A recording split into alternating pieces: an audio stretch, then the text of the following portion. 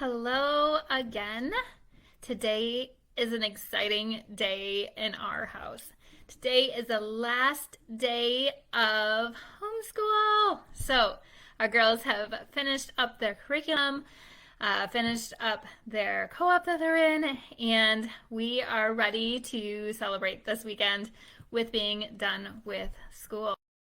I hope all your guys' school years are going as well. And I just look forward to getting ready for summer stuff in our house. And we love to celebrate. So, like most things, if something happens in our house, we celebrate. And this weekend, we are having the girls plan out their perfect day. And we're going to just take time to celebrate what we've learned this year and what our hopes are for the summer. And take time. We're doing, I think, like a fancy dinner at home. I think they want ice cream for sure, and having pick out a good book, and we're going to do a movie night at our house. Like I said, we have 4 kids, so we don't really go out to celebrate as much as we take those concepts and we bring them into our home because it's a lot easier to manage. So that's some of the fun that we have planned this weekend. I hope you guys have some great plans as well. It's supposed to be beautiful weather. But today we are going to continue on our design process kind of training. And so far we have talked about the empathy exercises leading into an intention statement, a mood board. We followed that up with how do you get in the creative zone and get inspired? How do you choose your color palette? And then today, what we're going to talk about is how do you create zones in your home so that it serves you. A significant portion of our income goes to our mortgage if you're anything like us. And so many times we look at our house and we think, how can we serve it? How can we take care of it? How can we, just maintain it instead of looking at we pay so much for that square footage. How in turn can it serve us more than just being a roof over our head, but how can it really support and serve us as a family in our goals in this life, in our purposes? So that's what we're going to take a look at today before going into the floor plan, because we need to figure out these zones that for our room to support us before we can figure out what do we even need to put on our floor plan? So this is why we have come to this first before diving in to the floor plan. So what does it mean to have a home that serves you? For my husband and I, for example, we love smoothies in the morning. And so if we were to be working on, let's say, our kitchen, one of the areas that we could consider adding is like a smoothie station because we have smoothies so often. So that looks like having a fridge and freezer right nearby the blender and maybe making it part of a little corner in our kitchen or part of our pantry. And so that way we have all of the ingredients right next to the blender and then the cups also there. So you don't have to go back and forth around your kitchen. You have this smoothie station in one place, and now your home is serving you. And it's less cleanup as well, especially if you have a sink right there. Well, there's some other ideas. We do have more of a coffee station or coffee bar at our house. So making sure that you have everything you need for coffee right there, easy access, able to make it very easily for guests that come into our home.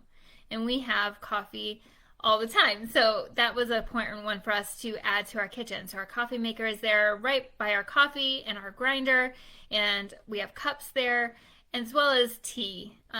And that's more of our coffee corner.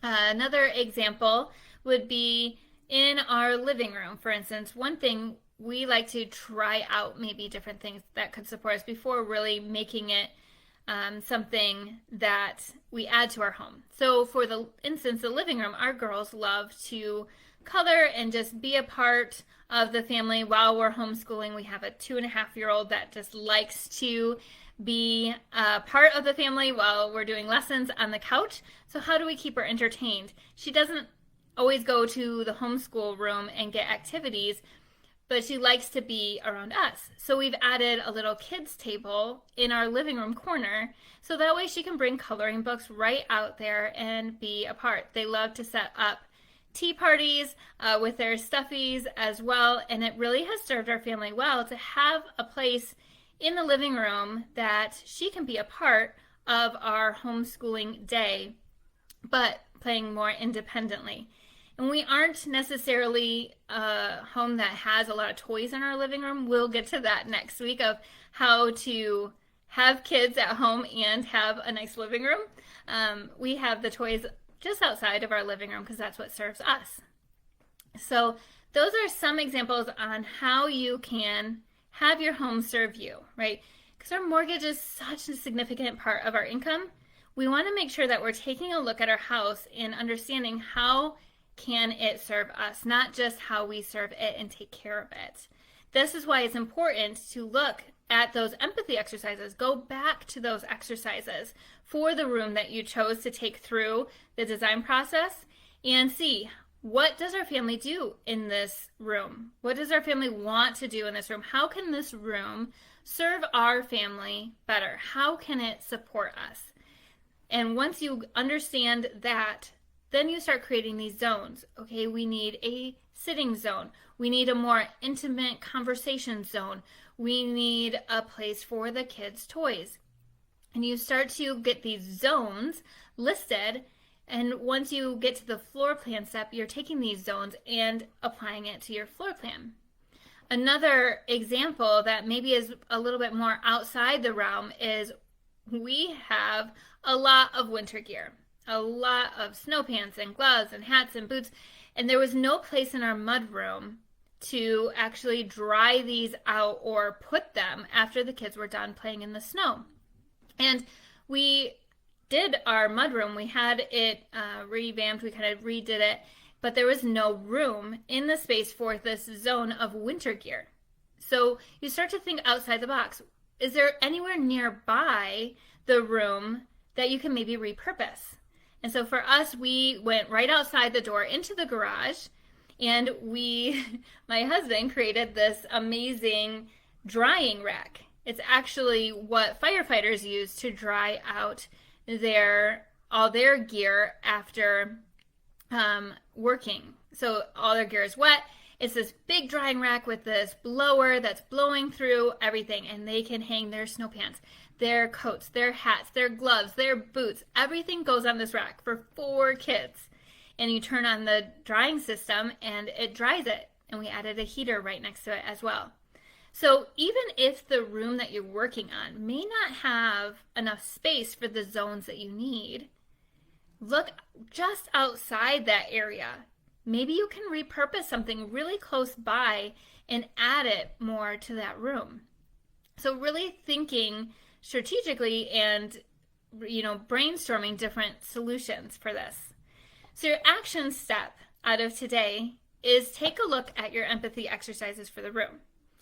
What do you need out of the space? What zones do you absolutely need to have? And create that list. And then you're going to have a second list of what are those zones that you want to have. So that way you can understand as you're developing your floor plan, you take what you need first, and then you start filling in with zones that you want, or being creative in how we can create those zones to ensure that our homes serve us. Because that's when you're going to start feeling better about your home.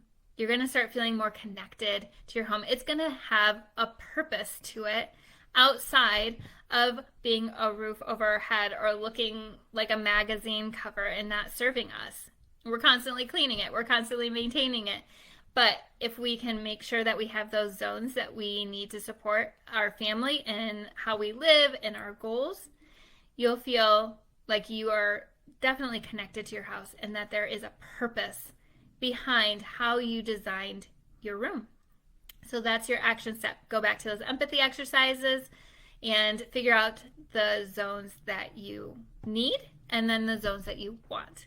And that'll prepare us for tomorrow as we dive into floor plans or flow plans between these zones that you've created.